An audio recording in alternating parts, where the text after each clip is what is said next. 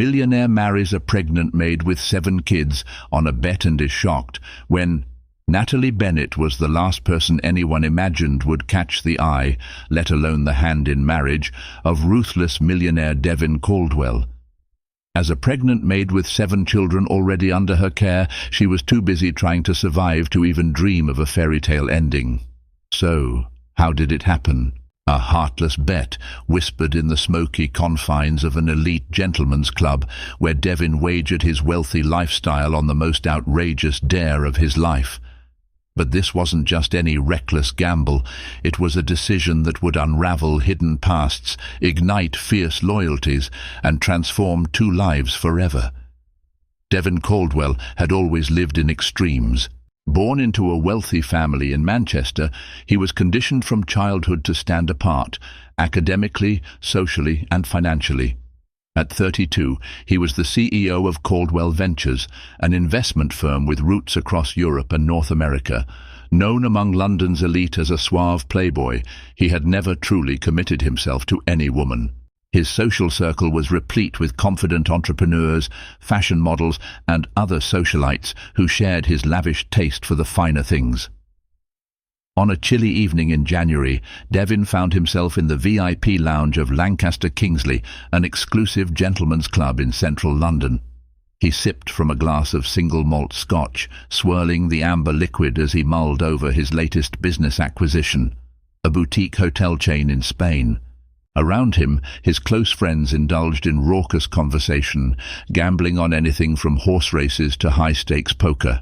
The conversation, however, took an unexpected turn when Mark Davenport, Devin's brash university friend and fellow tycoon, decided to challenge him on something more personal. "You've got everything you could ever want, Dev," Mark sneered.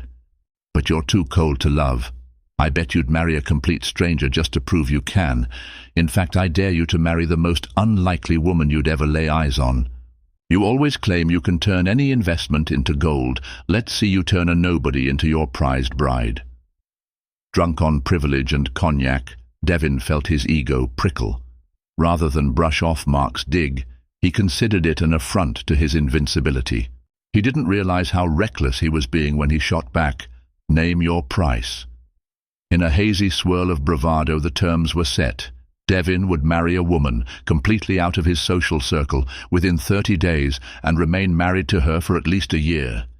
If he failed, he'd relinquish a 25% stake in Caldwell Ventures to Mark, effectively handing Mark partial control of the empire Devin's ancestors had built. It was a staggering gamble, but it appealed to Devin's inflated sense of challenge. After all, he had never truly lost at anything before. The next morning, the bet stung a little sharper as the hangover from the previous night's festivities sank in, but Devin, true to his nature, refused to back down. With unwavering determination, he directed his personal assistant, Candice Fletcher, to begin scouting potential candidates, as though searching for a business deal rather than a life partner. Candice, both shocked and puzzled, complied out of loyalty and self-preservation. She knew better than to question him directly, but she couldn't hide the concern etched across her face. That same day, across London, in a modest suburb of Ealing, a very different life played out for Natalie Bennett. She was wrestling with morning sickness while preparing breakfast for her 7 children in a cramped 2-bedroom flat. The oldest, 14-year-old Ava, tried to help with her younger siblings, Jacob, Mary, twins Carl and Kathy, Winston, and toddler Daisy. The Bennett's father had disappeared 2 months ago with no explanation, leaving behind a mountain of debts, a leaky roof, and a pregnant wife. Despite everything, Natalie remained resolute. She gathered her hair in a messy ponytail, determined to make it to her housekeeping shift at the Caldwell family mansion, her only paying job. Unbeknownst to Natalie, the Caldwell mansion would soon serve as the battleground of a bet that could upend her entire life. Devin's mother, the late Diane Caldwell, had once employed Natalie out of charity because she saw a glimmer of hope in the young mother's eyes. Even after Diane's passing, the Caldwell estate continued to employ Natalie part-time. Over the years, she came to admire Devin's success from afar, never expecting he'd notice her for anything beyond her cleaning duties. When Devin returned home from his night at the gentleman's club, his head still buzzing with misguided bravado, he spotted Natalie tidying up the marble foyer. Dressed in a faded uniform, hair tied back and visibly pregnant, she radiated a silent resilience that both intrigued and confused him. In a single, fleeting moment, an absurd idea flickered. She would be the perfect candidate for his reckless bet. The sheer improbability of marrying a pregnant housemaid with 7 children was precisely what Mark would never see coming. He dismissed the notion initially, but throughout the day, Devin found himself drawn to Natalie's presence, her patience with the staff, her maternal tenderness. She barely made eye contact, likely out of respect for his status or perhaps fear of losing her job. A swirl of arrogance and curiosity overcame him. Could he do it? Convince this woman, who had every reason to distrust men, to marry him within 30 days? And so, the stage was set. Devin, with all his wealth, influence and arrogance, had no idea how drastically this outrageous bet would change him. Nor did Natalie, clinging to her last shreds of hope, know that her desperation and vulnerability would soon collide with unimaginable opportunity and unimaginable heartbreak. For now, fate had simply planted the seeds of a story that would unravel secrets, test loyalties, and reveal how even the most audacious wagers can spark something dangerously close to love. Natalie Bennett had survived heartbreak long before she met Devin Caldwell. She grew up in a small town outside Liverpool, the daughter of an unemployed mechanic and a factory seamstress. Money was scarce, but warmth abounded. Her parents doted on her, fostering her love for painting and literature. Then, a twist of fate tore the family apart. A tragic car accident claimed both parents, forcing Natalie, just 16 at the time, to navigate life alone. She fell in love with a traveling salesman named Robert Gray.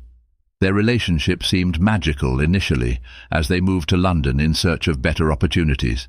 She became pregnant with Ava at 18, and the years that followed brought both blessings and heartbreak. Robert was charismatic but deeply flawed. He struggled with gambling, accrued debts that overshadowed their meager income, and eventually disappeared into the night without a note of explanation. By then, Natalie was burdened with bills, a series of part-time jobs, and a relentless cycle of pregnancies. She wasn't proud of the mistakes she made, but she loved each of her children fiercely. Every morning she woke before dawn to cook, clean, and ensure that her children were fed and dressed. She took on housekeeping roles in wealthier neighborhoods, including the Caldwell estate, which paid just enough to cover rent, groceries, and a small fraction of debt payments. Despite her exhaustion, Natalie found moments of joy, in the giggles of her children, the glow of a morning sunrise, and the rare times she could escape into a good book from the local library. The pregnancy with her 8th child was unplanned and came right around the time Robert vanished for good. The irony wasn't lost on her, but she refused to wallow in self-pity. She pressed on, leaning on her oldest child Ava when necessary, though it pained her to place such responsibility on a teenager. Ava never complained. She excelled at school and cared for her siblings with surprising maturity. Still, the weight of their circumstances often left the girl teetering on the edge of tears. Natalie's greatest fear was that her choices had robbed her children of a carefree childhood. Working at the Caldwell mansion offered a glimpse into an entirely different universe. There were entire wings she had never laid eyes on, luxurious rooms brimming with antique furniture, a garden labyrinth that seemed plucked out of a fantasy novel. On her breaks, she would walk through that labyrinth, letting the tranquility soothe her frayed nerves. She wondered what it must be like to live with such abundance, never worrying about the next meal or a stack of overdue bills. But envy never dominated her thoughts for long. Natalie was grounded in the reality that her children needed her to survive, not to envy others. On the particular morning when Devin noticed her in the marble foyer, Natalie was struggling with dizziness from her pregnancy. She had knelt to collect scattered papers from a side table, financial reports and contracts from Caldwell Ventures that Devon had carelessly dropped on his way in. Her gaze briefly lingered on the numbers, staggering sums of money that could solve her problems multiple times over. She sighed and placed them neatly on the table, only to find Devon standing behind her, arms folded, watching. She froze in embarrassment, hoping her curiosity wouldn't be mistaken for prying. Though he said nothing at first, Devon's eyes seemed to scrutinize her. A flicker of interest passed across his handsome but usually detached face, making Natalie's heart pound with anxiety. When he finally spoke, his voice was oddly gentle. "Everything all right?" he asked, gesturing to her rounded belly. Natalie managed a small nod. "Yes, sir, just a bit tired." The brief exchange stuck with her the rest of the day. Why would he concern himself with her well-being? In all her months of working there, Devon had rarely acknowledged her presence beyond a curt hello. She chided herself for reading too much into it. Wealthy people had fleeting moments of courtesy, she told herself. It meant nothing. That night, after tucking in her children, Natalie carefully counted out her tips and wages. She realized she was coming up short on the rent for next month, a now familiar dread. She considered picking up extra shifts, but her pregnancy made it increasingly difficult to manage more work. Despair began to seep in. Where could she possibly turn for relief? Meanwhile, Devon was pacing in his lavish study. Guilt over the bet and curiosity about Natalie's life churned in his mind, an unsettling mixture. He had never noticed her for more than a moment before, yet something about her resilience intrigued him. Could he really proposition her into a marriage of convenience, just to win a bet? Devon was aware of his own cynicism, but he couldn't ignore the practical advantage. A woman in dire financial straits might see an outrageous marriage proposal as a lifeline. Devon made a call to his personal investigator, Mark Stanford, a private name in his circle that was seldom uttered. Mark was known for his meticulous research skills, often used by Devon to vet potential business partners. This time, Devon wanted information on Natalie Bennett, her background, her debts, her family situation. He told himself it was just due diligence, the same as any investment. But something gnawed at him, a sense that he was crossing a moral line. The pang of conscience, however, did not stop him from requesting every detail Mark could find. Devon was a man who always covered his bases, no matter how ethically murky. When the report arrived 2 days later, Devon sat in stunned silence. Natalie's life story unfolded in somber detail. The tragic loss of her parents, the string of dead-end jobs, the mounting debt, the children she was raising virtually on her own, and the father who had abandoned them. More shocking than the heartbreak, though, was her unwavering sense of duty. From her library membership to the hours she volunteered at a local soup kitchen, despite having so little herself, Natalie's resilience shone through every page. She seemed to embody a quiet, unbreakable spirit.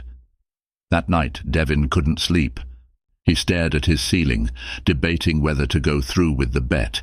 On one hand, the idea was appalling, manipulating a vulnerable woman's circumstances for personal gain and a twisted sense of validation.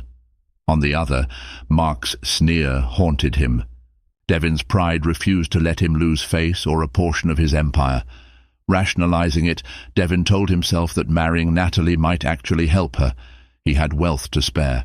She needed financial security. It would be a transaction, yes, but one that could benefit them both. He told himself that a year would pass quickly. After that, they could annul the marriage, and she could walk away with enough stability to give her children a decent life. And so the wheels were set in motion. Devon resolved to make his pitch to Natalie the following week, summoning a level of charm he usually reserved for closing business deals. Little did he realize that nothing about Natalie Bennett would be simple. Her life was a tapestry of responsibilities, heartbreak, and a fierce maternal love that would not allow her to enter any arrangement lightly. Yet for all her caution, Natalie's desperation was also real. Her children's welfare hung in the balance. What she stood to gain might just outweigh the moral reservations she had about such an unconventional proposition.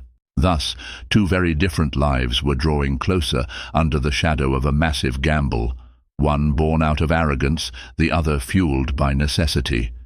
Unbeknownst to both, destiny was about to weave a story far beyond the confines of any casual bet. A week later, Natalie arrived at the Caldwell mansion for her evening shift, wearing the same faded uniform and a forced smile.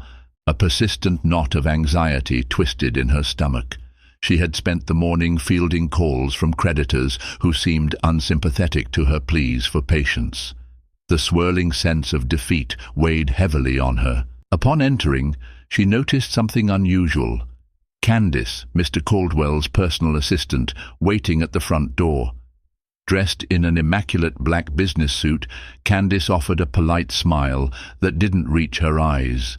"Natalie Bennett," she asked, clipboard in hand, "Mr. Caldwell would like to see you in his study." Alarm bells rang in Natalie's mind. Had she done something wrong? Was she about to be fired? Her heart pounded as she followed Candace through the opulent hallways, up a grand staircase, and finally into a spacious study. The room smelled of leather and polished wood. Floor-to-ceiling windows overlooked the estate's manicured gardens, now awash in twilight. Devin stood by one of the windows, silhouetted against the fading sun, his posture tense. "Thank you, Candace," he said without turning around. "You may leave us." Candace gave a courteous nod and exited, shutting the door behind her. The silence was deafening as Natalie stood awkwardly near the threshold, her hands clasped. She could see Devin's reflection in the glass. Handsome, impeccably dressed, yet his face seemed troubled. After a moment, he turned to face her, letting out a slow breath. "Please, sit," he said, gesturing to a leather armchair. Natalie complied, her worry escalating. She prepared herself for the worst. Devin cleared his throat. "I'll be direct, Natalie. You've been working here for some time, and my family has always valued loyalty and hard work. My mother particularly spoke highly of you before she passed. And I've come to learn a few things about your situation." A hot flush of embarrassment washed over Natalie. She wasn't sure what he meant by learn, but she suspected it had to do with her debts and her children. The notion that he might have been investigating her personal life filled her with dread. But she said nothing, waiting for him to continue. Devin paused, then delivered a revelation that nearly knocked the breath from her. "I'd like to propose an arrangement. Marriage, to be exact. You would become my wife, move into this estate, and in return, I'd settle your debts, take care of your children's expenses, and ensure that you're provided for." Time seemed to stand still. Natalie's first response was an incredulous laugh, a short, humorless burst that died in her throat. "Is this a joke, sir?" she finally asked, her voice quivering. Devin shook his head, his gaze unwavering. "It's unorthodox, I know, but I'm quite serious. I'll need a wife for a certain period, let's say a year. You and your children would never want for anything in that time. Your debts would be paid, and you'd receive a substantial sum to secure your future once our arrangement ends." Her hands trembled, and she pressed them against her thighs to steady herself. This was insane. She thought of her children's hungry faces, the eviction notices, her unborn baby. Yet she also bristled at the sheer absurdity of it all. "Why me?" she asked quietly. "A wealthy man like you could have anyone." He hesitated, weighing his words. In his mind, a rationalization formed, "Because you're perfect for my bet." But he couldn't say that. Instead, he offered a half-truth. "I want someone I can trust, someone real, and you need help. It's a practical arrangement." Natalie felt tears well in her eyes. She hated the vulnerability of crying in front of him, yet the weight of her burdens threatened to crush her. "I don't understand. Do you love me?" The question seemed to stun Devin. Love was never part of his equation. He struggled to find a response that wouldn't be a blatant lie. I respect you, Natalie," he said at last, dodging her gaze, "and I can offer you a way out of your hardships. Isn't that worth considering?" Her heart screamed at her to reject such a cold, calculating proposition, but her mind, plagued by visions of her children's uncertain future, played devil's advocate. She felt torn between pride and desperation. "This doesn't feel right," she murmured, rising from the chair. "I need to think about my kids. How would this affect them? And what if they ask why their mother married a man she barely knows?" Devin took a step closer, his voice gentle yet persistent. "I'm not a monster, Natalie. I won't mistreat your children. They can continue their schooling, have proper health care, live comfortably. You won't have to worry about how to feed them tomorrow. This is a real chance for you and for them." He handed her an envelope. Inside was a check with a sum large enough to wipe out all her debts. Her eyes widened, tears threatening to spill over. Is this some down payment on my dignity?" Devin flinched. "It's not meant to be that. Think of it as a sign of good faith. You're free to walk away with it, no strings attached, if you decide this arrangement isn't for you, but I believe you'll see the benefits for your family." Natalie's thoughts spun. She considered her bleak situation. In a perfect world, she'd find a well-paying job, keep her dignity intact, and live independently. But her world was anything but perfect. She placed the check back in the envelope and clutched it in trembling hands.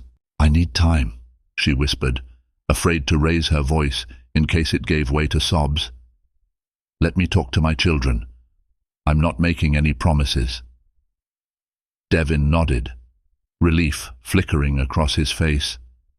"Take all the time you need, but please understand, if we do this, it needs to happen soon."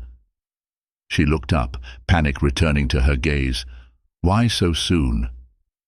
He hesitated again, fumbling for a justification. "Business matters," he lied. "I have certain obligations, and having a wife in place quickly would help. That's all I can say." The taste of bitterness filled Natalie's mouth. She realized she might be entering a transactional marriage, a relationship overshadowed by secrecy and convenience, but the check in her hand felt like a lifeline. With a nod, she left the study, her mind reeling at the moral precipice she found herself on. Little did she know this was only the first step in a series of life-altering decisions. Outside, the London sky had deepened to a bruised purple, as though foreshadowing the storms yet to come. And Devin, left alone in his study, wondered just how far he'd go to win a bet that had already started to feel like a dangerous snare. Natalie walked into her tiny flat that night, the envelope tucked securely in her handbag. She was met with the chaos of mealtime, the twins, Carl and Kathy, bickering over a broken toy, Winston whining about wanting more spaghetti, Jacob and Mary trying to help Ava set the table, and Daisy toddling around, clinging to Ava's leg. The warmth of their presence filled the cramped living room, a stark contrast to the cold opulence of Devin's mansion. Ava rushed over, relief brightening her features. "Mom, you're back. Are you okay? You look pale." Natalie managed a shaky smile. "I'm fine, just tired." She ruffled Ava's hair before heading to the kitchen to wash her hands. Her mind was miles away, swirling with the weight of Devin's proposition. Dinner unfolded in its usual noisy fashion. Yet Natalie ate mechanically, her gaze drifting to each child's face in turn. She saw their joys, their frustrations, their innocence. If she married Devin, she could finally offer them the stability they deserved. But at what cost? Later that night, after the younger ones were asleep, Natalie gathered her oldest three, Ava, Jacob and Mary, around the small dining table. She hesitated, unsure how much to reveal, but she'd always strived to be honest with them. "I have something important to discuss," she began, her voice trembling. "I was given an opportunity today, one that could solve a lot of our problems." Ava's brow furrowed in concern. "Does it mean more work for you, Mom? You already look exhausted." Natalie swallowed hard, feeling tears prick her eyes. "Not exactly. It's Someone wants to help us financially, but it comes with a condition. He wants to marry me. Jacob's eyes went wide. Marry you? Who is this guy? Mr. Caldwell, the man whose house I clean, Natalie explained, glancing at each of them. He's very wealthy.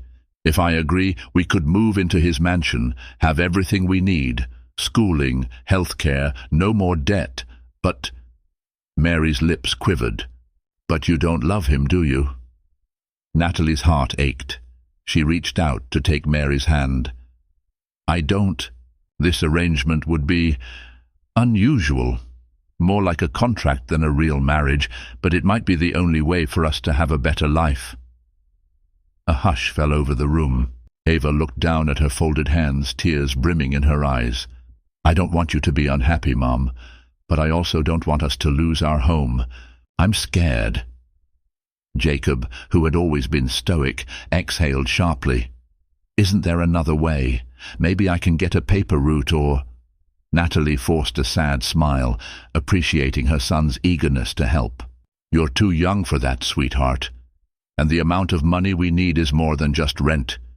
We have debts, the baby's on the way, and if I can't work as much after the birth, we'll have nothing. They sat in silence until Mary spoke, her voice trembling with the weight of her own innocence. If it's for us, maybe God will understand. Maybe this is the miracle we prayed for. Natalie choked back a sob and pulled them into a tight embrace. 7 reasons. She had 7 reasons to say yes, and each of them wore the face of a child who needed her. After a moment, she released them, wiping her eyes. I'm not making any final decision tonight. I just want you to know what's going on. We'll figure this out together. That night, Natalie barely slept. She tossed and turned, haunted by images of an uncertain future. Morning came too soon, with Daisy crying for breakfast and Winston complaining about a stomachache. It struck Natalie how easily her children's small pains and joys could eclipse her own turmoil. In the flurry of getting everyone ready for school, the envelope from Devon felt heavier in her bag than it had the previous night. After dropping the older kids off at the local school, she took Daisy to a neighborhood daycare.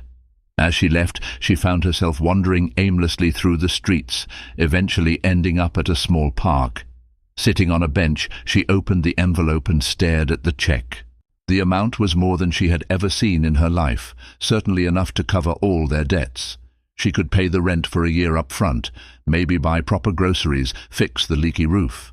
The question was, could she do it without marrying him? But if she used this money and then walked away, she feared the repercussions.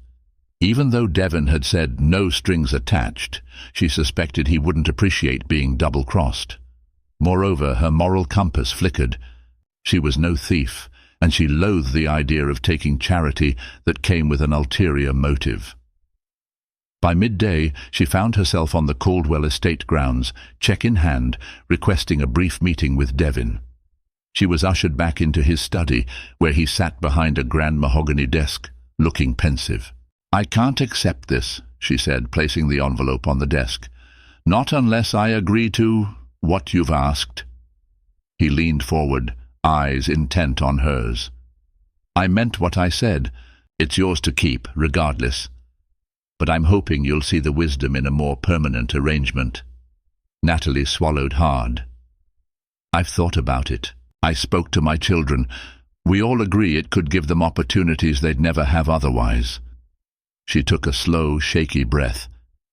But we need certain conditions. My children's well-being comes first. They need their own space, and I won't hide the fact that they're my kids. No sending them off to boarding school so you don't have to deal with them, unless they choose that themselves. And you have to respect my privacy. A flicker of relief crossed Devon's face. Done, he said, perhaps too quickly, which made Natalie's heart clench. We can work out the details in a contract. If we marry, your children will be provided for, and so will you. I promise I won't break my word. She looked at him, trying to decipher any genuine warmth beneath his cool facade. There's one more thing, she added, voice trembling. I won't share a bed with you until I feel comfortable. This isn't about that. His jaw tightened slightly. "Of course. We'll keep it respectful."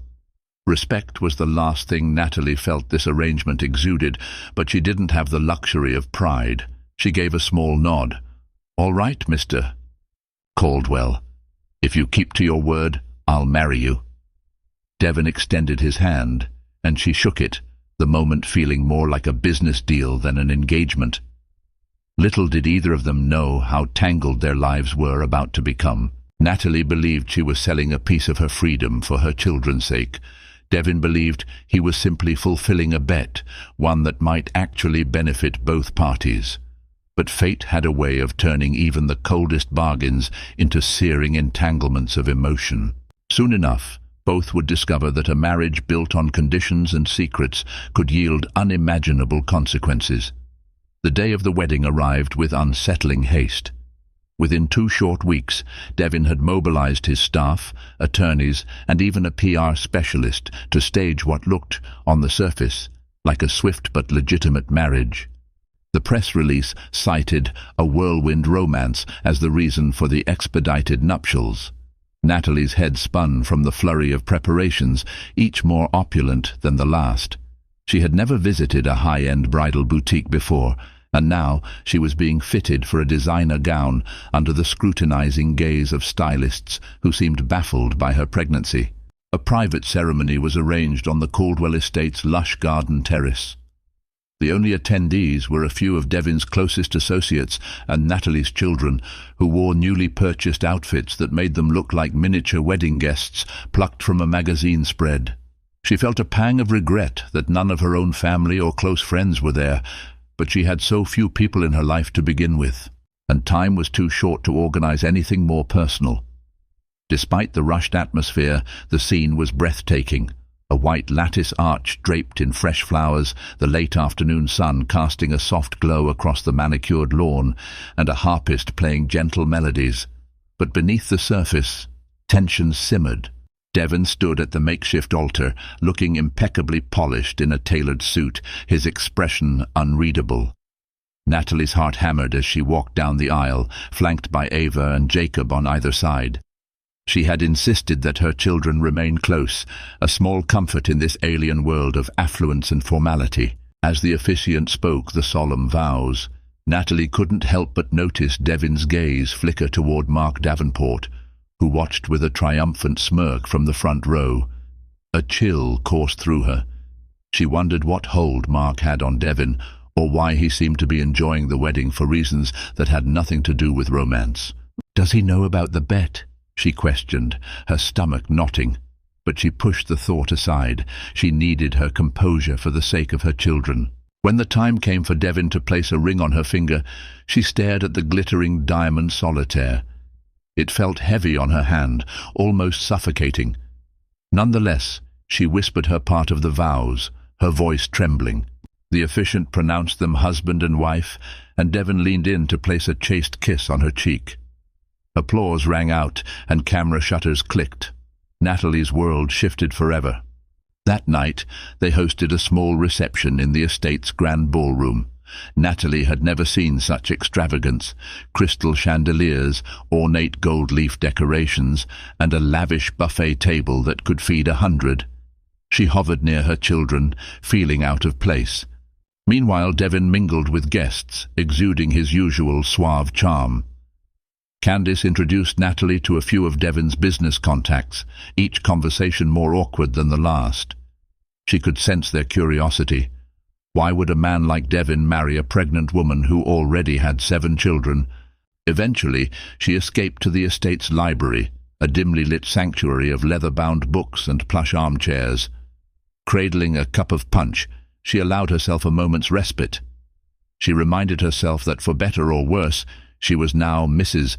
Caldwell, and her children would finally have stability. That was all that mattered. Her solitude was short-lived.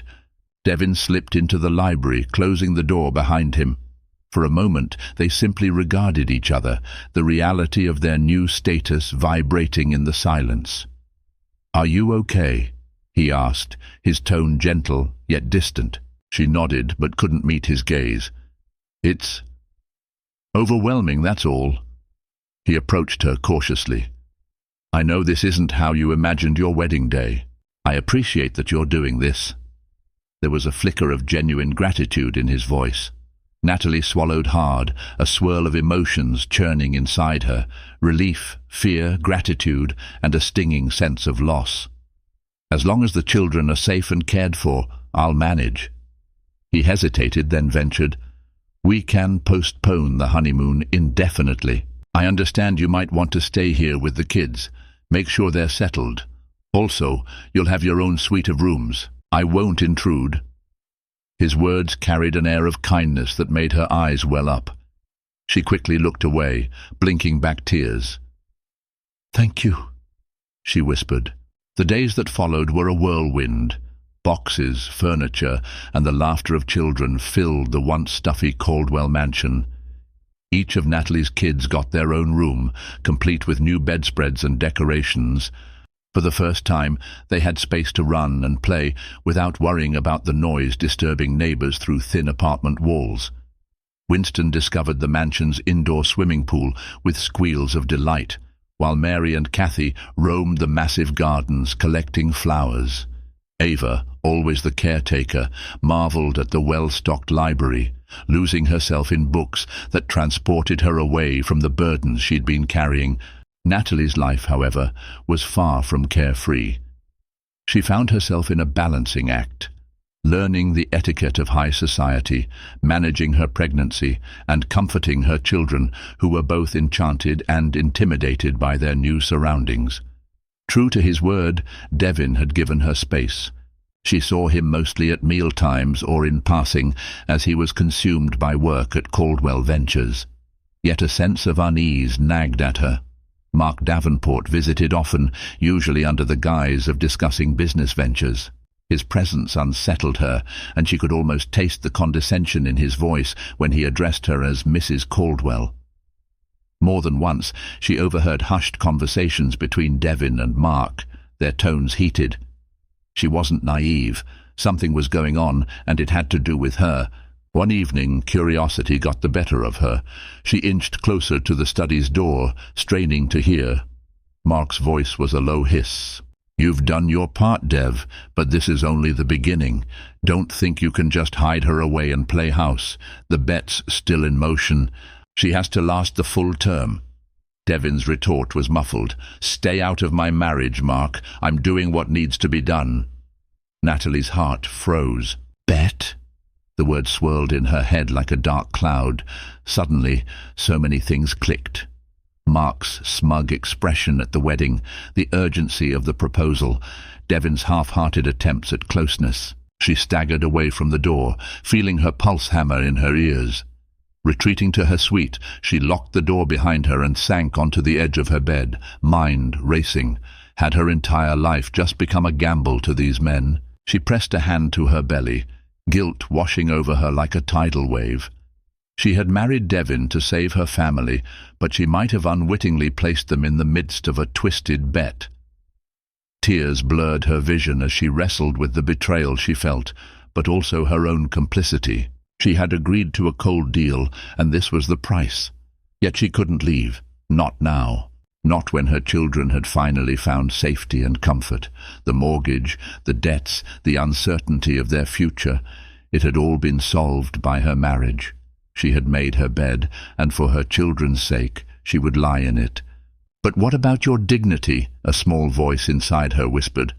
Dignity, she decided, would have to wait. She might have married Devin for survival, but she wasn't about to give up her self-respect so easily. Her life had been shaped by adversity before. This was just another challenge. Perhaps she had 7 or 8 good reasons to endure it.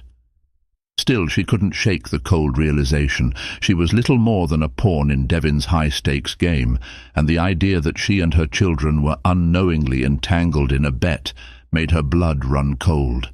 Lying on the bed, hand resting on her unborn child, she vowed to protect her family at all costs, even if it meant confronting the truth behind Devin's motives, no matter how painful that truth might be. Newly married life brought plenty of awkward interactions for Natalie. While Devin appeared cordial in public, escorting her to business dinners, encouraging polite but distant conversation. There was an unspoken tension between them. At night, Natalie remained in her separate suite, feeling like an intruder in her own marriage. She found it hard to sleep, haunted by the mention of that single, ominous word, bet. To occupy her time, she threw herself into motherhood with renewed zeal. The Caldwell mansion felt vastly different from the cramped flat. The children had tutors and extracurricular activities. Daisy was enrolled in a specialized program for toddlers, learning new words daily. Ava seemed to flourish in the mansion's library, devouring novels at a rate that worried Natalie might drain the shelves. But with newfound comfort came social scrutiny. Tabloids spun wild theories about Devin's sudden marriage to a pregnant maid with 7 children. Some headlines romanticized it. London's hottest CEO finds true love in unlikeliest place, while others sneered, hinting that Natalie was an opportunist. Whenever she ventured out to run errands, paparazzi trailed her, snapping invasive photos. A trip to the grocery store for fresh fruit became a nerve-wracking ordeal. It was on one such outing that Natalie first encountered a direct confrontation. As she pushed a shopping cart through the produce aisle, a stylish blonde woman, perhaps in her late 20s, approached with a sneer. Natalie recognized her from a society function. The blonde had been introduced as Vanessa Church, a friend of Candace's. "I didn't expect to see you here," Vanessa cooed, her saccharine tone grating. "Slumming it in the supermarket, I see. Don't you have staff for that sort of thing now?" Natalie forced a tight smile. "I like picking my own produce," Vanessa laughed, a hollow sound echoing in the aisle. "So you do. I suppose even a maid-turned-millionaire's wife has her quirks. Speaking of which, how's Devon? I haven't seen him around the club lately." It felt like a challenge, a thinly veiled accusation that Natalie had somehow stolen Devin. She lifted her chin. "Devin's busy with work, as always. I'm sure he'll be back at the club soon enough." Vanessa's gaze dropped to Natalie's pregnant belly, lips curling. "Enjoy it while it lasts, sweetheart. Men like Devin lose interest quickly, especially when the novelty wears off." Trembling, Natalie stood her ground. She had promised herself she wouldn't be cowed by condescension. "Thank you for the warning, but I can handle my own marriage." She turned her back and continued shopping, refusing to give Vanessa any more satisfaction. When she returned to the mansion, arms laden with grocery bags, she found Devin in the foyer, mid-conversation with Candace. He looked at her with a flicker of surprise, perhaps not expecting to see her out shopping. She mustered a tired smile. "Picked up some fresh fruit for the kids." Candace gave a curt nod, taking her leave.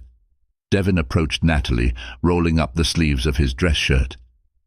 "You could have asked someone to do that for you," he said softly. "You don't have to do everything yourself." Natalie felt a swell of conflicting emotions. She was touched by his concern, yet still unsettled by the secret bet. "I prefer doing things myself," she replied, sidestepping around him. But before she could flee, he placed a gentle hand on her arm.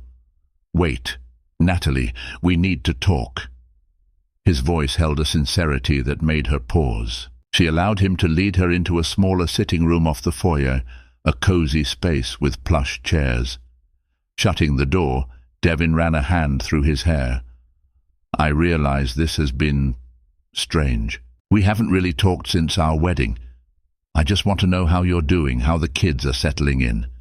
Her throat tightened, memories of eavesdropping on him and Mark flooding her mind. Should I confront him about the bet now?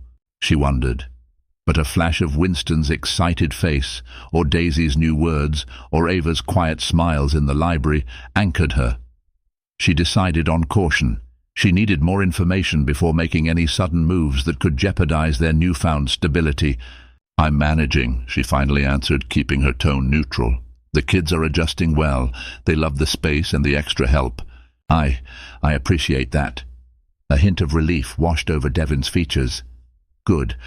I want you to feel at home here. We may not have married under typical circumstances, but I want to make it work as smoothly as possible."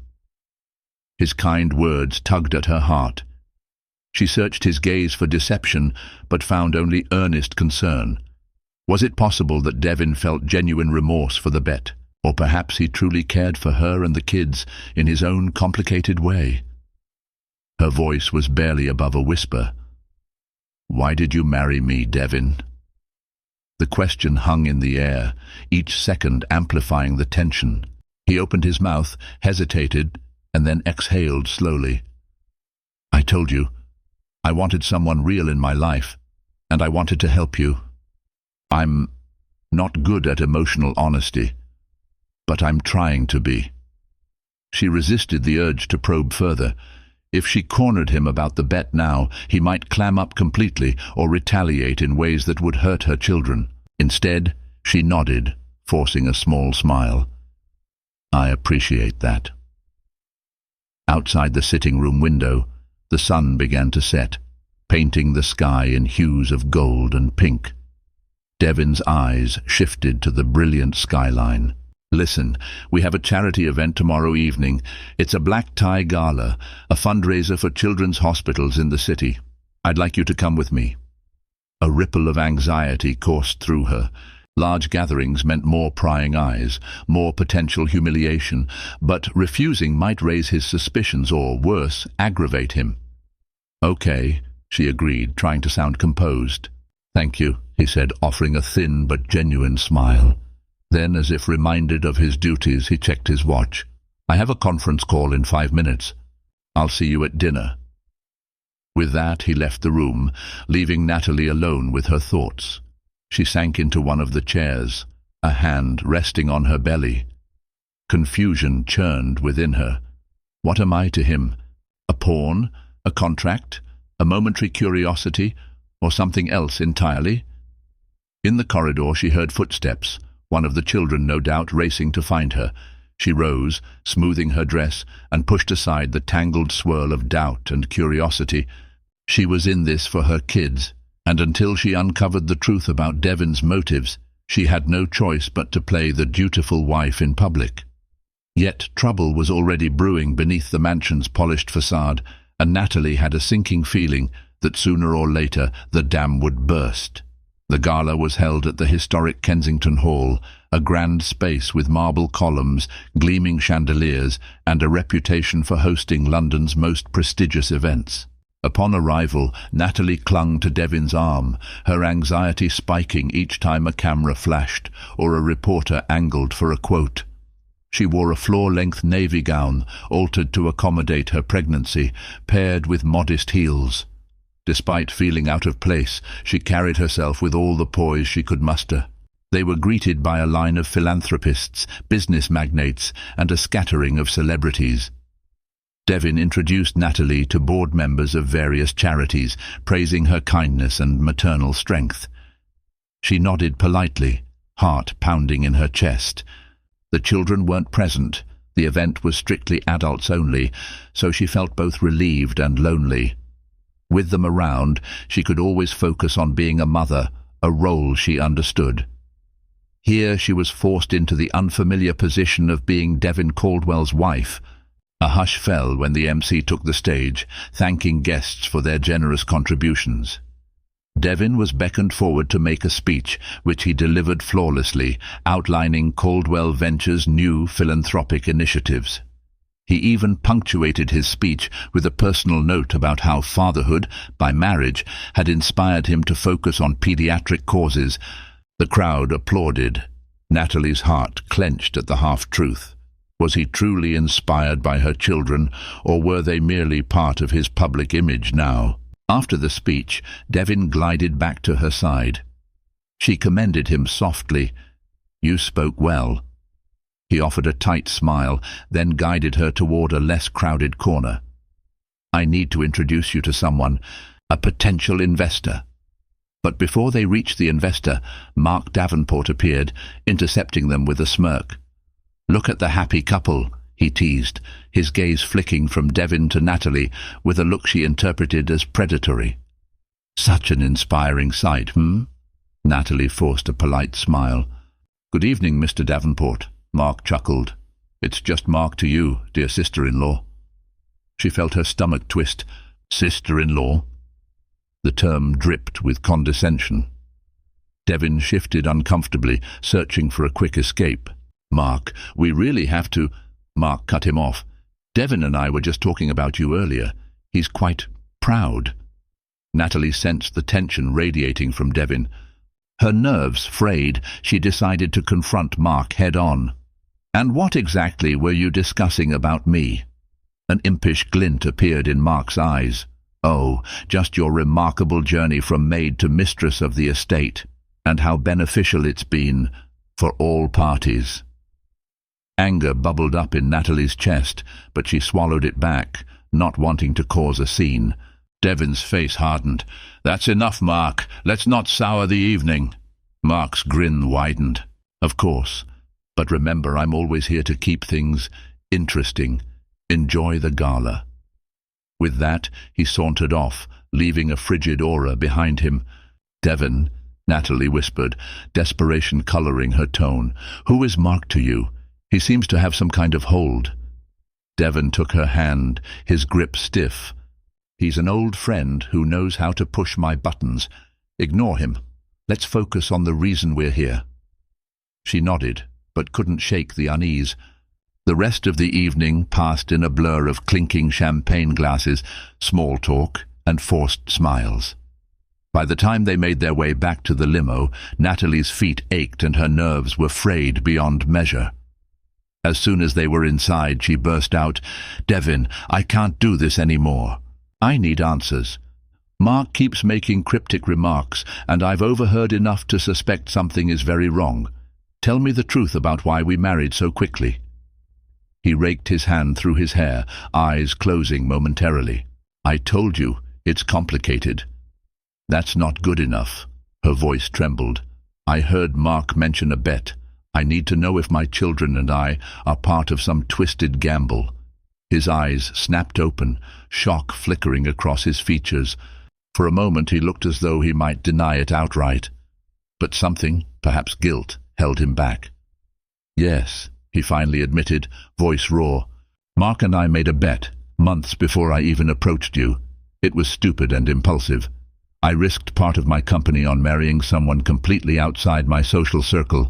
I never expected it to go this far. But I couldn't back out. I never lose. Then I met you. You needed help, and it seemed mutually beneficial."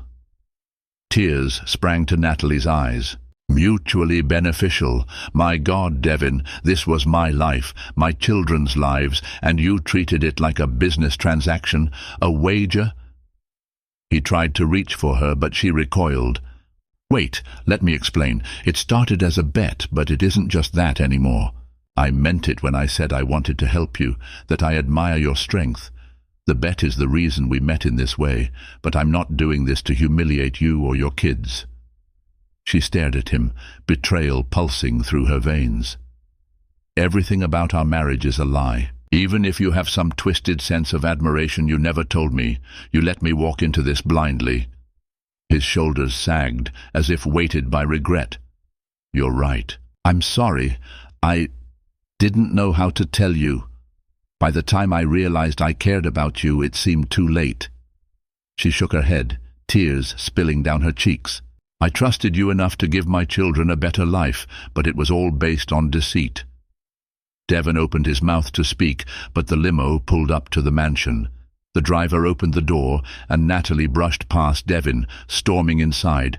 She hurried to her suite, locking the door as tears continued to fall. She could hear Devin's muffled voice on the other side, pleading for her to let him in, but she remained silent. Finally, his footsteps retreated. Cradling her pregnant belly, she fought off sobs. She felt foolish, used, and furious for herself, for her children, but she was also trapped by circumstance. Without Devin's resources, she couldn't return to her old life. Her children would lose their newfound stability. She was tethered to a man who had bet on her like a racehorse. In the darkness, she resolved to stand her ground. She might have been blindsided, but she wasn't helpless. If Devin truly felt any remorse, he would have to earn her forgiveness and prove he wasn't just playing her for a bet. And if he failed, she would find a way to protect her family, with or without his wealth. A new determination blazed within her. She would not be a silent pawn in this game. She would be the one holding the reins of her own life, no matter how high the stakes. A tense atmosphere settled over the Caldwell mansion in the aftermath of Natalie's discovery. She avoided Devin, spending her days focusing on the children, occasionally stepping out to her prenatal checkups alone. Despite Devin's repeated attempts to speak with her, she remained guarded. She knew she needed a plan, something to ensure her children would be secure if she chose to walk away. One afternoon, Mark Stanford, Devin's private investigator, arrived unannounced.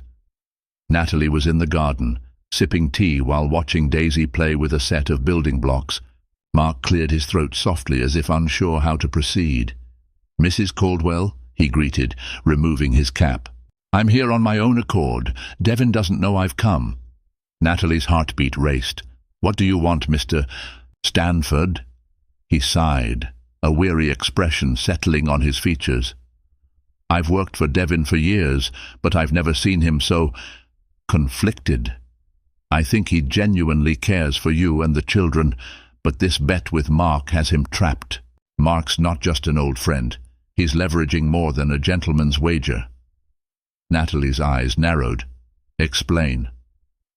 "It's complicated, but Mark has a controlling share if Devin loses.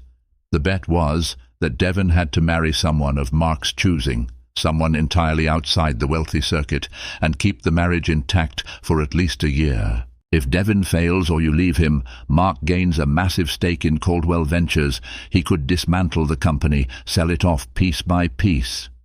A wave of nausea rolled through her. She despised being used in this way. But Mark continued. "Devin's father left behind certain financial arrangements that Mark has manipulated. Devin stands to lose not just money, but his family's legacy. It's a matter of pride and survival." Natalie glared, her voice trembling with anger. "And that justifies deceiving me, risking my children's emotional well-being." "No," Mark conceded quietly, "but I think Devin hoped to turn a selfish wager into something real. He's in a bind. I'm not asking you to forgive him blindly. I'm just suggesting you hear him out before Mark tightens the noose." She clenched her jaw, torn between fury and reluctant understanding. "I'll think about it." Mark gave a small nod and left, leaving her with a tumult of emotions. That evening, as she prepared dinner for the children, Devin cautiously entered the kitchen, an olive branch in the form of an apology on his lips. "Can we talk?" he asked, voice subdued. She set down a spatula, crossing her arms. "We can talk, but you need to be honest this time." He inhaled deeply, the gravity of the moment etched on his face. "I never meant to hurt you. Mark goaded me into a bet, and I let my pride get the best of me. But the more I got to know you, the more I realized you were incredible. You're strong, caring, and you challenge me in ways nobody ever has. I wanted to tell you the truth, but I was scared. If you left me, Mark would win, and my company, my family's legacy, would crumble." Natalie swallowed back tears, determined not to let her heart soften too easily. "What about my legacy? My children's? You put us in the middle of a war we didn't sign up for." A pained expression crossed his face. "I know, and I hate myself for it. But I love your children. They've brought a joy into this house that I never knew existed. And I—" He paused, forcing himself to look her in the eye. "I love you, Natalie. I don't want you here because of a bet. I want you here because this is where you belong." Her heart pounded at those words she had never thought she'd hear from him. But love, she reminded herself, was more than just a confession. "If you truly mean that, then end the bet. Withdraw from it. Let Mark take his winnings. We'll find a way to survive." He shook his head, sorrow etched in every line of his face. "If I do that, Caldwell Ventures will be sold off in chunks. Hundreds of employees would lose their jobs. I can't let that happen." "So what are you going to do?" she asked, voice cracking. "Turn me into a prisoner for a year so you can maintain control?" "No," he answered firmly. "I have a plan." Mark has been laundering money through a series of shell companies. If I can gather enough evidence, I can take it to the board. I might be able to force him out before the year is up, but I need time and your trust." Natalie glanced at the children gathering at the table, oblivious to the adult storm swirling around them. Slowly she wiped her tears.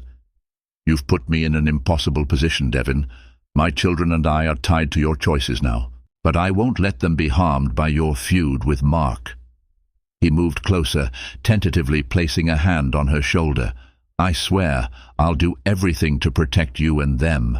If you can bear with me, once I've exposed Mark, you'll be free to leave if you still want to. Or maybe you'll choose to stay, but it'll be your decision."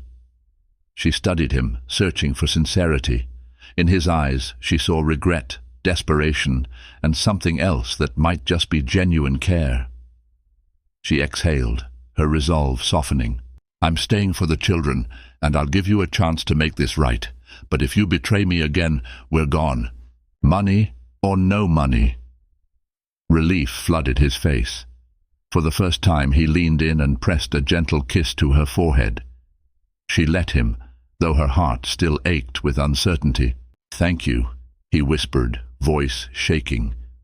The weeks that followed tested them both.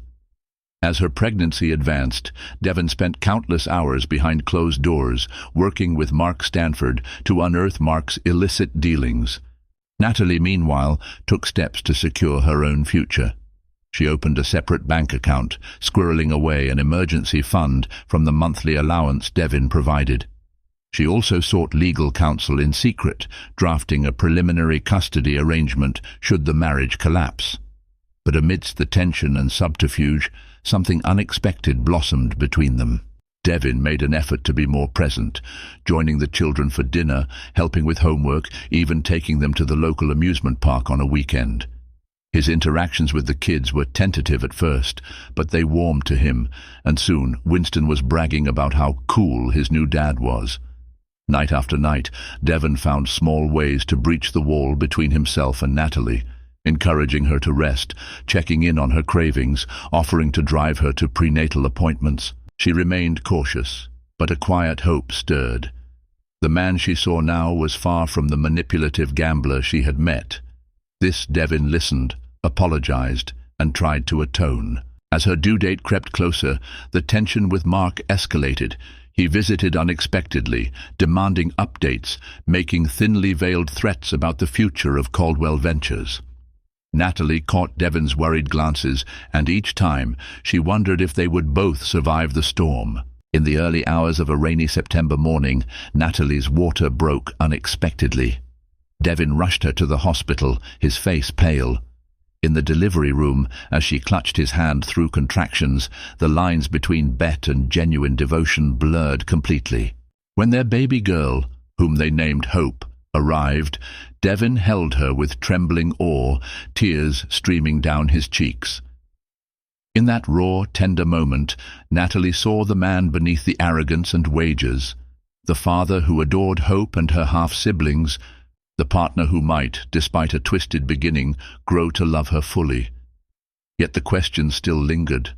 Would Mark's shadow eclipse this fragile happiness? Or could Devin break free from the shackles of his own pride and deception?